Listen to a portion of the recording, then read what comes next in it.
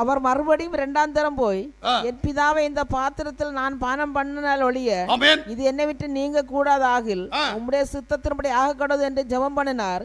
அவர் திரும்ப வந்தபோது அவர்கள் மறுபடியும் நித்திரை பண்ணுகிறதை கண்டார். இவர் என்ன சொல்லி ஜெபம் பண்றார்?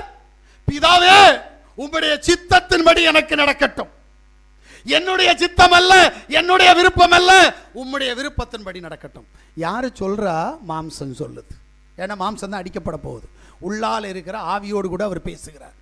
ஆனால் அவர் ஆவியா இருந்த நேரம் எழுதி விட்டார். என்னன்ட்டு, நான் போக வேண்டும், நான் அடிக்கப்பட வேண்டும், நான் சிலுவையில் அடிக்கப்படணும், ரத்தம் சிந்தணும், மரிக்கணும், மரித்து 3 நாட்கள் பாதாளத்தில் போய் அங்க நோவாவுடைய காலத்தில் மரித்து போனவர்களுக்கு நான் சுவிசேஷம் சொல்லணும், மறுபடியும் நான் வரணும், எடுத்துக்கொள்ளப்படணும். எழுதியாச்சு. எழுதின சம்பவத்தையே இவர் நினைச்சுக்கிட்டே ஆனாலும் மாற்ற முடியுமான்னு சொல்லி யோசிக்கிறார். கடைசியில் இல்லை, வேண்டாம்.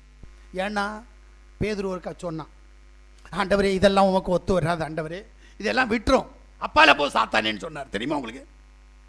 அவர் எழுதின உயில் சாசனத்தை அவரே மாற்ற முடியாது. எப்ப மாற்ற முடியும்? அவர் தான் எழுதி முடிச்சாச்சே. அந்த திட்டத்துக்காக தானே வந்திருக்கிறாரு. உனக்காக எழுதப்பட்ட உயில் சாசனம் என்ன? தேவ சமூகத்தில் கடந்து வந்திருக்கிற தேவனுடைய பிள்ளைகளே, நம்முடைய ஜெபத்திற்கான பதில் நாம் பெற்றுக்கொள்ளுகிற வரைக்கும் நாம் போராட வேண்டும். முழங்கால் படியிடணும், முகங்குப்புற விழணும், வியாகுலப்படணும், கண்ணீர் சிந்தனும். பிதாவே உம்முடைய சித்தத்தின்படி ஆக கடவுது என்று சொல்லி அவரை அப்பா பிதாவே என்று அழைக்கிற புத்திர சுவிகார உரிமை நமக்கு வரணும்.